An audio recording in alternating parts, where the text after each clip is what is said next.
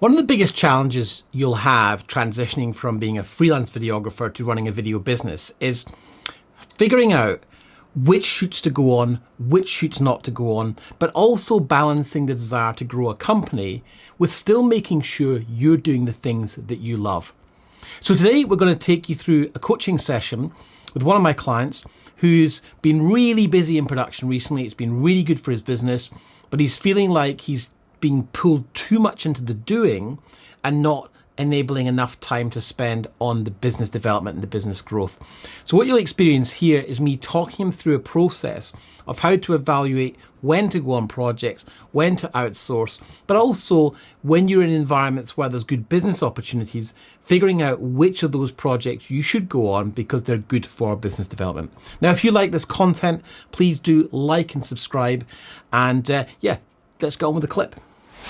I used to love the travel. When I lived in the UK, I was always buzzing back and forward to the US, to Asia. I loved it, you know. So I think when you're growing a business, like the most important thing outside of making sure the business is healthy, like as in there's opportunity and there's cash, is that you're enjoying the work. Like a decision diamond would be, do I enjoy going to these events? If the answer is yes, I can keep going. Because there will always be time for you to pick up on this other stuff. And I think for you and where you operate, you going to a huge dental conference, you're being exposed to your ideal target market. And so you could actually frame it as, I'm not only going to film, but it's actually an ongoing marketing opportunity. Because I've seen the pictures on Facebook and Instagram and stuff. And it's like when I did all my travel in the broadcast industry, you're just constantly hanging out in bars and restaurants, eating ribs with people who make decisions about your services. They get to know you, they get to like you.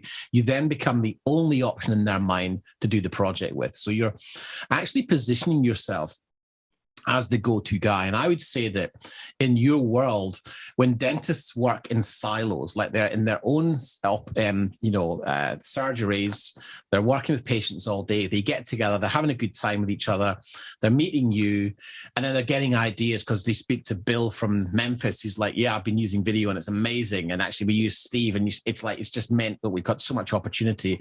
And suddenly, John from Arkansas goes, oh, listen, can you introduce me to Steve? Because I want to do that. Everyone's looking for the shortest possible way to get the result.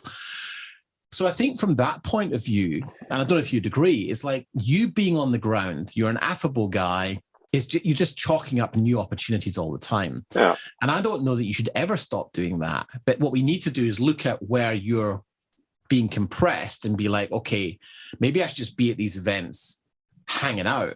And I bring a shooter and I bring an editor and I do more deals. And then we build systems for how we do 3 times the volume of work simultaneously.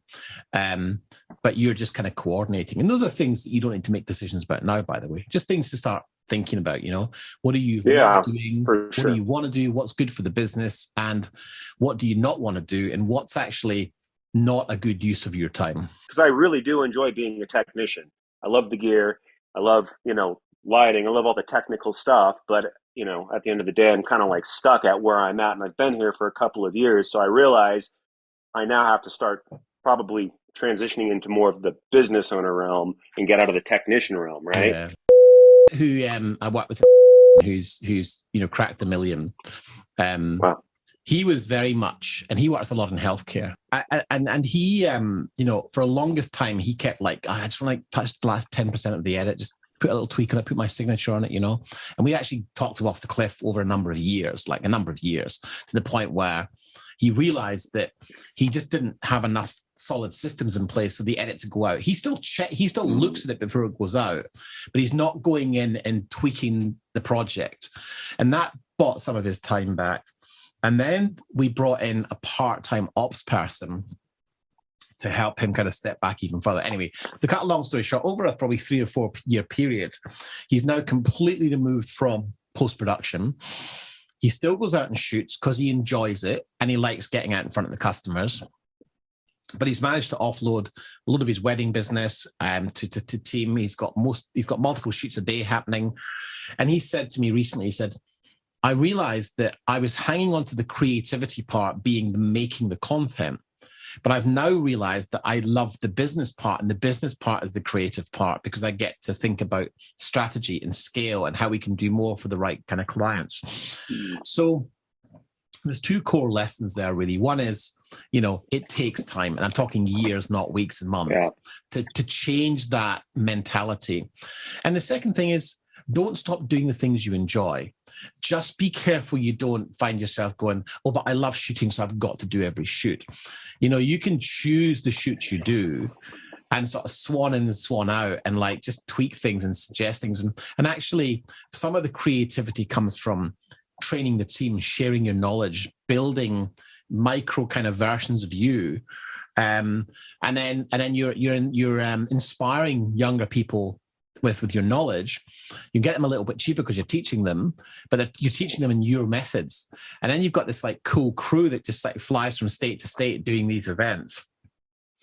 And I see no reason why you couldn't be just like the dominant service provider in the US if you wanted to be. So I hope you found that helpful.